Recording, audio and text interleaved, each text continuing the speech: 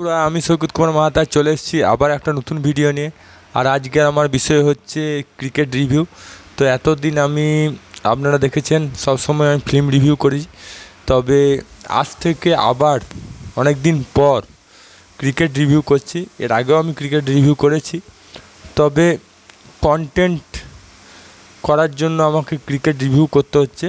আর অনেকে দর্শকের ইচ্ছা আছে যে ক্রিকেট রিভিউ করা, তো যেমন আমাদের সিনেমার প্রতি একটা আকর্ষণ আছে, সেই রকম আমাদের ক্রিকেটেও প্রতি আকর্ষণ আছে।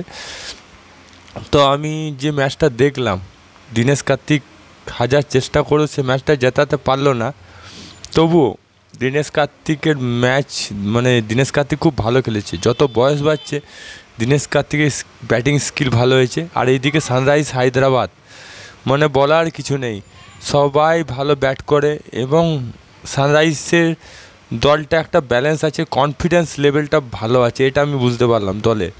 কারণ কি,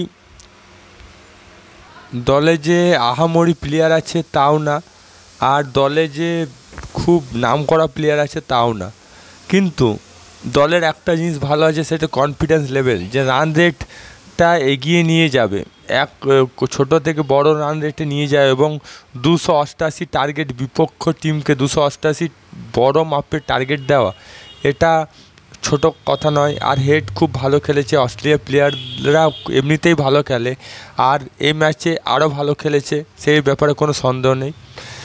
আর খেলাটা উচিত, কারণ যখন একটা টিম 300 রানের একটা টার্গেট ভেবে রাখে যে আমাকে 300 রান করতে হবে 20 ওভারে, সেই মানসিকতা নিয়ে 288 টার্গেট বিপক্ষী টিমকে দেওয়া মুখের কথা নয়। তার কত মনোবল দরকার, 288 রান।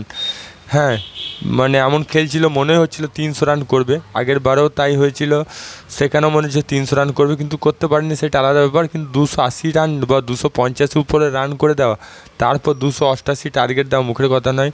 আর ব্যাঙ্গালোর টিমও খুব লড়াই করেছে, বিশেষ করে দীনেশ কার্তিকের ব্যাটিং স্কিল এত সুন্দর, বসে বসে 6 মারা, দাঁড়িয়ে দাঁড়িয়ে 6 মারা, বড় বড় 6 হাক্কা দিয়েছে দীনেশ কার্তিক। হ্যাঁ, ম্যাচটা জেতাতে পারেনি, কিন্তু লড়াই করে গেছে, এটা মানতে হবে। আপনাদের মতামত কি কমেন্ট বক্সে লিখে জানান। ভিডিওটা ভালো লাগে লাইক করুন, আর চ্যানেল নতুন থাকলে সাবস্ক্রাইব বাটনটি প্রেস করুন।